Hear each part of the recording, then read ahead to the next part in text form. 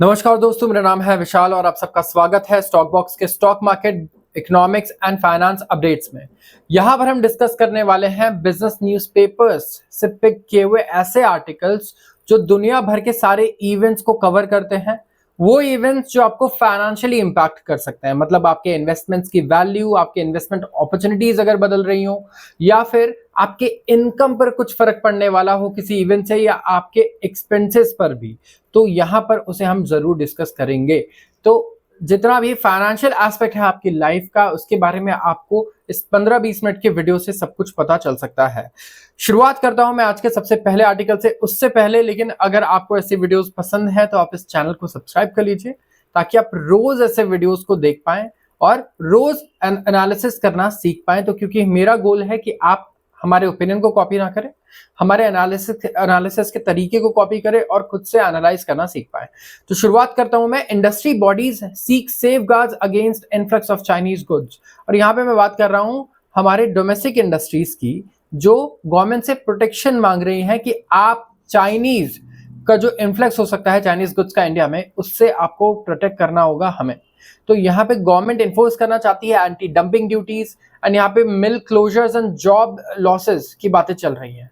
Yes, सो बहुत सारी industry bodies हैं, अगर आप देखोगे तो इन्होंने क्या कहा है, इन्होंने कहा है कि गवर्नमेंट को इंटरवीन करना होगा, इम्पोजिशन करना होगा एंटी डंपिंग ड्यूटीज का, क्लेम करना होगा कि इंडिया जो है यहाँ पे काफी एक सर्च देख रहा है चाइनीज गुड्स का ओवर पास्ट 2 वीक्स। तो पिछले 2 हफ्तों से अब क्या हो रहा है, देखो यूएस में चाइनीज गुड्स जाना बंद हो गए, राइट, या फिर बहुत कम हो गए, क्योंकि वहां टैरिफ्स 150% तक पहुंच चुके हैं। तो प्रॉब्लम ये हो रही है कि भाई इन गुड्स को करें क्या, या तो आप अपने सामान को जला दो, या तो फिर आप 1 रुपया भी मिल रहा है ना तो उसे भंगार वाले को ही दे दो 1 रुपए में। लेकिन यहाँ पे चाइनीज के पास दूसरा ऑल्टरनेटिव है। वो कह रहा है कि यार अगर कहीं नहीं बिक रहा ना, तो एक काम करते हैं, इसे इंडिया में डंप कर देते हैं। सबसे पहले तो हमारा बिके या ना बिके, उनका लॉस तो होगा ही होगा इससे, ठीक है। तो सबसे बड़ा बेनिफिट ये है, हम उसका मार्केट कैप्चर कर पाएंगे, और इसके अलावा ये जो सामान जो बेकार था, एटलीस्ट इसके कुछ रुपए तो मिल जाए। तो ये एक लॉजिक होता है इसके पीछे। और इंडियन गवर्नमेंट को यहाँ पे एंटी डंपिंग ड्यूटीज इंपोज करनी होंगी चाइनीज गुड्स पे, ताकि हम हमारी डोमेस्टिक इंडस्ट्रीज को प्रोटेक्ट कर पाए चाइनीज इंडस्ट्रीज से। तो यहाँ पे अगर आप देखोगे तो वॉल्यूम काफी इंक्रीज हुआ है, लेकिन ज्यादातर जो चाइनीज इंपोर्ट्स हैं उन्हें क्वांटिफाई नहीं किया जा सकता इस मोमेंट पे। डोमेस्टिक प्लेयर्स जो है एट्रीब्यूट कर रहे हैं जो सडन स्पाइक आया है ना डोनाल्ड ट्रंप द्वारा टैरिफ में, ये एक रीजन है जिसकी वजह से हमारे पास इतने सारे चाइनीज गुड्स डंप होने स्टार्ट हो गए हैं। यहाँ पे फॉर इंस्टेंस अगर आप देखो, विस्को स्टेपल यार्न VSY होता है, जो करंटली प्राइस्ड है 13 रुपए किलो, ठीक है। और ये 13 रुपए कम है priced per KG as compare to its Indian counterpart. तो यहाँ पे सिमिलरली अगर आप रबर ग्लव्स की बात करें, जो रबर के ग्लव्स बनते हैं, ये बिक रहे हैं at a difference of up to $8 per 1000 units. और मेडिकल डिवाइस इंपोर्ट्स भी अगर आप देखोगे तो यहाँ पे काफी तेजी से बढ़ चुका है 12 की कैटेगरीज में। तो करीब करीब कहीं कहीं पर तो 80% इंक्रीमेंट आया है चाइनीज इंपोर्ट्स में। तो इंडिया में जो डोमेस्टिक इंडस्ट्रीज हैं वो उस प्राइस पे तो compete कर ही नहीं पाएंगे जिस प्राइस पे चाइनीज कंपनीज यहाँ पे गुड्स बेचने वाली हैं। तो तमिलनाडु स्पिनिंग मिल्स एसोसिएशन ने ऑलरेडी वार्निंग्स दे दी हैं पोटेंशियल मिल क्लोजर के लिए और जॉब लॉसेस के लिए। उनका कहना है कि हमारे जो मिल्स हैं ये हमें क्लोज करने होंगे, जॉब लॉसेस होंगे, हमें लोगों को यहाँ से निकालना होगा, क्योंकि हम तो सस्टेन नहीं कर पाएंगे। जो कॉस्ट है उस कॉस्ट पे तो हम बेच ही नहीं सकते सबसे पहले। और इनका कहना है कि एक अनफेयर प्राइस स्ट्रक्चर है। देखिए, एक ये भी बहुत बड़ा प्रॉब्लम है कि ऐसा नहीं कि चाइनीज गुड्स सिर्फ बहुत सस्ता है क्योंकि चाइनीज बहुत एफिशिएंट है, इनकी गवर्नमेंट इन्हें काफी सब्सिडाइज करती है, अलग अलग तरीकों से इन्हें सब्सिडीज मिलती है।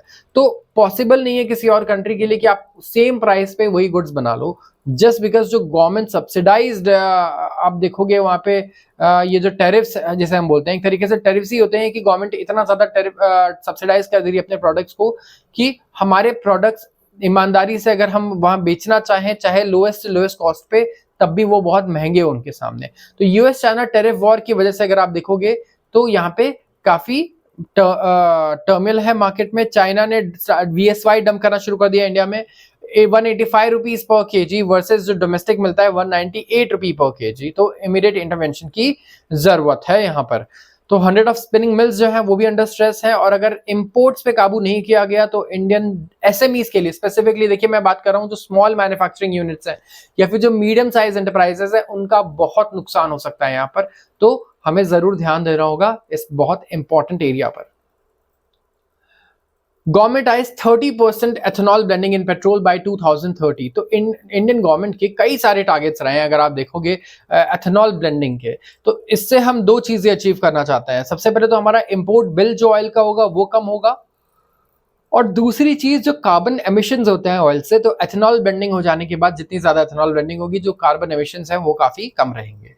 तो 20% ब्लेंडिंग जो है वो ऑलरेडी अचीव कर ली गई मार्च में। तो इंडिया जो है ये इट इज ऑल सेट कि एक फ्रेश टारगेट लेकर आएगा 30% का for ethanol blending in petrol by 2030, और इस ये ऑलरेडी 20% टच कर चुका है। तो इंडिया में ऑलरेडी जो पेट्रोल मिल रहा है हमें उसमें 20% कंपोनेंट किसका है, एथेनॉल का है, और अब फाइनली ये 30% तक इसे लेकर जाया जाएगा। तो इसकी वजह से अगर आप देखोगे हमारी डोमेस्टिक शुगर वाली कंपनीज जो थी उनको बहुत फायदा पहुंचा, उनके स्टॉक प्राइसेस भी कहां से कहां नहीं पहुंच गए, क्योंकि उनके लिए एक नया रास्ता खुल गया पैसा कमाने का, और वो था एथेनॉल। शुगर केन से बनता है ये, तो कहीं ना कहीं शुगर केन की डिमांड काफी तेजी से बढ़ी और यहाँ पे काफी बेनिफिट हुआ है हमारी इंडस्ट्रीज को। तो जो ऑफिशियल्स हैं petroleum and natural gas ministry के, उन्होंने कंफर्म किया कि इंटर मिनिस्ट्रियल डिस्कशन चल रही है यहाँ पे, और नेशनल जो ब्लेंडिंग टारगेट है 30% का वो at the end of the decade तक हम अचीव करना चाहेंगे। तो यहाँ पे बात चल रही है at the end of the decade की, मतलब 2029-30 तक हमारा गोल होगा कि हम ये अचीव कर लें। तो पास्ट 10 इयर्स में काफी चेंजेस आए हैं, और जो ओवरऑल ब्लेंडिंग है वो काफी तेजी से हमने इंक्रीज की है। तो कार्बन एमिशंस इसकी वजह से सबसे पहले कम हुआ है बाय 62.6 मिलियन मेट्रिक टन। तो कार्बन एमिशंस को कम करने में काफी मदद करता है अगर आप एथेनॉल ब्लेंडिंग करते हो तो। एंड गवर्नमेंट ने 19.6% एथेनॉल ब्लेंडिंग जो भी पेट्रोल बिक रहा है नेशनली उसमें अचीव कर लिया है। तो शुगर कंपनीज है डिस्टिलरीज में हैवी इन्वेस्टमेंट्स की थी ताकि वो राइजिंग डिमांड को मीट कर पाए।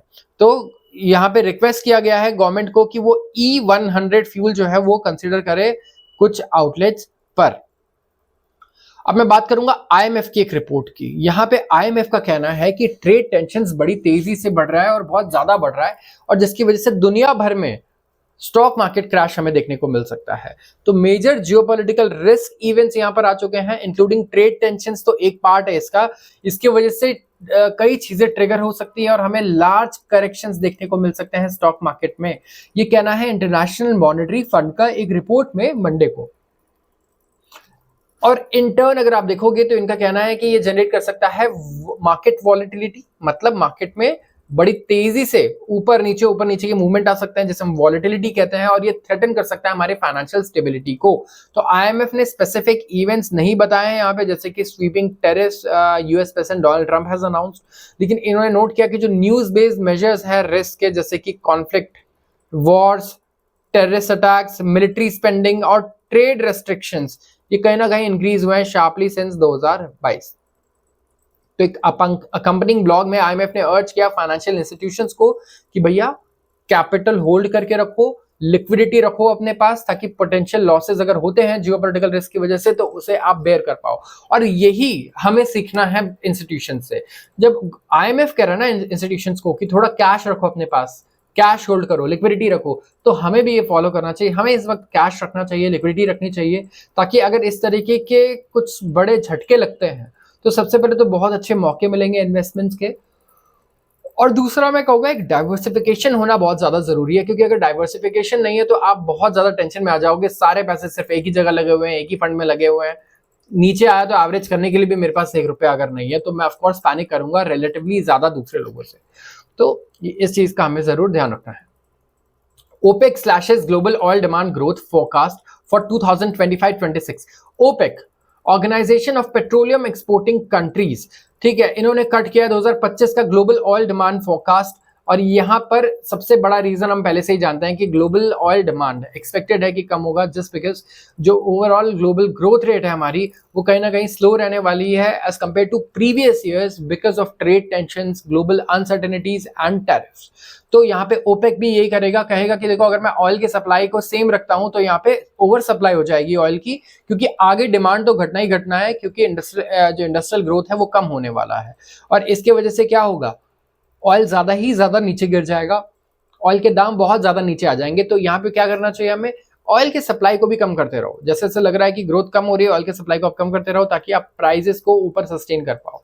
तो यहाँ पे जो global oil demand growth forecast है, मंडे को for the first time since दिसंबर जो है इन्होंने अनाउंस किया कि ट्रेड टैरिफ की वजह से, और जो डेटा आया है उससे क्लियर इंपैक्ट दिख रहा है कि यहाँ पे हमें स्लो डाउन देखने को मिल सकता है। ऑर्गेनाइजेशन जो है पेट्रोलियम एक्सपोर्टिंग कंट्रीज की मंथली रिपोर्ट में इन्होंने कहा कि ऑयल डिमांड जो है ये 1.3 मिलियन बैरल से इंक्रीज होगा 2025 में, और 1.28 मिलियन बैरल्स पर डे से इंक्रीज होगा 2026 में, और ये दोनों फोरकास्ट करीब 1.5 लाख बैरल्स पर डे के हिसाब से कम है। बैरल्स होते क्या है देखो मैं बता देता हूँ। जब भी हम क्रूड ऑयल खरीदते हैं ना तो हम लीटर्स में नहीं खरीदते हैं, इस तरीके के ड्रम्स होते हैं, आपने देखा होगा ये ड्रम्स होते हैं, और हमने कई बार इनको पिक्चर्स में देखा होगा। और ये जो एक ड्रम होता है इसे हम कहते हैं बैरल। तो इस एक बैरल से हम लोग डिफाइन करते हैं कि पेट्रोल की कीमतें क्या हैं इस वक्त, और हम लोग हमेशा बैरल्स में ही बात करते हैं। तो ओपेक यहाँ पे क्या कर रहा है, लोअर कर रहा है अपने वर्ल्ड इकोनॉमिक ग्रोथ फोरकास्ट को इस साल टू 3% फ्रॉम 3.1%। एंड ग्लोबली अगर आप देखो ना ऐसा लगता है यार सिर्फ 0.1% का फर्क है, लेकिन नहीं, ये ग्लोबल एवरेज है। काफी सारी कंट्रीज काफी ज्यादा बड़ा चेंज फेस करने वाली हैं, तभी 0.1% का चेंज आ रहा है सिर्फ एक साल के डेटा में। तो यहाँ पे काफी बड़े ऐसे एवरेजेस में हमें जो 0.1% का चेंज दिखता है, रियली उससे कुछ कंट्रीज बहुत ज्यादा इंपैक्ट हो जाती है। तो ग्लोबल इकोनॉमी स्टडी ग्रोथ दिखा रही थी बिगिनिंग ऑफ दिस ईयर में, बट ये चीज अब सस्टेन नहीं करने वाली। अब मैं बात करने वाला हूं ग्लोबल सप्लाई चेन डिस्ट्रप्शन की। जितनी भी फार्मा कंपनीज है उनके पास बहुत बड़ा एक चैलेंज आने वाला है, क्योंकि चाइना पे टैरिफ लग चुका है। तो आप कहोगे यार चाइना पे टैरिफ लगा है, इंडियन फार्मास्यूटिकल्स पे टैरिफ नहीं लगा है अभी। लेकिन एक बहुत इंपॉर्टेंट चीज हमें याद रखनी है कि इंडिया की जो ड्रग इंडस्ट्री है ये एक फॉल आउट फेस कर सकता है, पोटेंशियल डिसरप्शन फेस कर सकता है ग्लोबल फार्मास्यूटिकल सप्लाई चेन में, क्योंकि जो यूएस टैरिफ है वो लगे हैं चाइनीज गुड्स पर। तो इंडस्ट्री एक्सपर्ट्स का कहना है कि चाइना क्या करेगा ना, जो एक्स्ट्रा कॉस्ट बर्डन आ रहा है उसके ऊपर, उसको रिकवर करने के लिए ये कॉस्ट बढ़ा देगा, दाम बढ़ा देगा की स्टार्टिंग मटेरियल्स का और एक्टिव फार्मास्यूटिकल इंग्रेडिएंट्स का। एपीआईज बोलते हैं जिसे हम। ये एपीआईज जो है अगर आप देखोगे तो कोविड के वक्त काफी न्यूज में थे, क्योंकि एपीआईज आने कम हो गए थे, फिर इनकी कॉस्ट बहुत ज्यादा बढ़ गई थी हमारे लिए।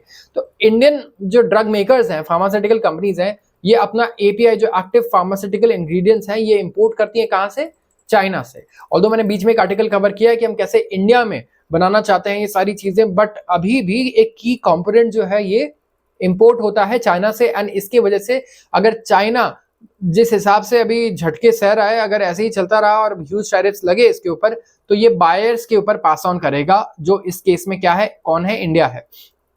तो हम लोग टोटली डिपेंडेंट है इस मामले में किस पर, चाइना के एपीआईज पर एंड इंटरमीडिएट्स पर, जो की स्टार्टिंग मटेरियल्स है जिन्हें हम कहते हैं, और सप्लाई चेन डिस्ट्रप्शंस भी यहाँ पर हो सकती हैं। तो यूएस प्रेसिडेंट डोनाल्ड ट्रंप ने 145% का जो सो कॉल्ड रेसिप्रोकल टैरिफ लगाया है चाइना पर, इन्होंने 90 डे का पॉज दिया है बाकी कंट्रीज को, लेकिन चाइना के लिए यहाँ पे कोई पॉज ऐसा नहीं नजर आ रहा हमें। तो चाइना जो है ये कोई मेयर स्पेक्टेटर नहीं रहने वाला, ये भी रिटालिएट करेगा, जैसा हमें दिख रहा है कि रिटालिएट कर रहा है। इंडिया करीब 70% अपने इंटरमीडिएट्स कहाँ से लेकर आता है, वो लेकर आता है चाइना से। और ये इंटरमीडिएट जो है, और इसके लिए एपीआईज के लिए हम लार्जली डिपेंडेंट है किस पर, चाइना पर। तो अगर हम डिपेंडेंट है चाइना पर, तो यूएस भी डिपेंडेंट किस पर है, चाइना पर ही है, क्योंकि यूएस जो जनरल मेडिसिन है, जो ड्रग्स हैं, उसके लिए डिपेंडेंट होता है चाइना पर। तो ये एक बहुत मैं कहूँगा इंपॉर्टेंट चीज है जिसे हमें देखना होगा। और इसीलिए अगर आप देखोगे ना तो फार्मास्यूटिकल में ले ऑफ्स भी इसलिए देखने को मिले कि आगे ना फ्यूचर बड़ा अनसर्टेन है, तो कुछ भी कहना बड़ा मुश्किल है। तो इस टाइम पे सबसे इंपॉर्टेंट क्या चीज है, पैसा। अगर आपके हाथ में पैसा है तो अगर 2-3 साल कम कमाई हुई तब भी आप सस्टेन कर लोगे, क्योंकि देखो हमारी फार्मास्यूटिकल इंडस्ट्रीज कमाती अच्छा है, लेकिन इनका एक्सपोर्ट का शेयर बहुत अच्छा है, ये यूएस से बहुत अच्छा पैसा कमाती है। तो एक अगर ऐसा क्लाइंट जहां से आप 40% 30% कमा रहे हो, इंडिविजुअली एक कंपनी कमा रही है अगर इन टर्म्स ऑफ रेवेन्यू, तो बहुत बड़ा झटका लग सकता है ऐसे। तो यहाँ पे वेट एंड वॉच सिचुएशन है फार्मास्यूटिकल इंडस्ट्री में, जिसे वो फॉलो कर रहे हैं। Target 10 out of 10। तो इंडिया एम कर रहा है कि वो कैपिटलाइज करेगा on exports of 10 products where it has upper hand. तो यहाँ पे मैं बात कर रहा हूँ इंडिया की, और ये इंडिया ने आइडेंटिफाई किए हैं 10 ऐसे सेक्टर। कौन कौन से हैं ये, जैसे apparel and clothing accessories, chemicals, फिर इसके बाद प्लास्टिक एंड रबर, जहां पे यूएस टैरिफ्स जो बहुत ज्यादा लगे हैं, इससे न्यू दिल्ली को एक कंपैरेटिव एडवांटेज मिल रहा है। अब जैसे मेरे कंपटीटर पे अगर 40% ज्यादा टैरिफ लग गया, तो अगर उसका प्रोडक्ट मेरे से पहले 40% सस्ता था तो अब वो बराबर हो गया, अगर 30% सस्ता था तो अब एक्चुअली मेरे से 10% महंगा हो गया है।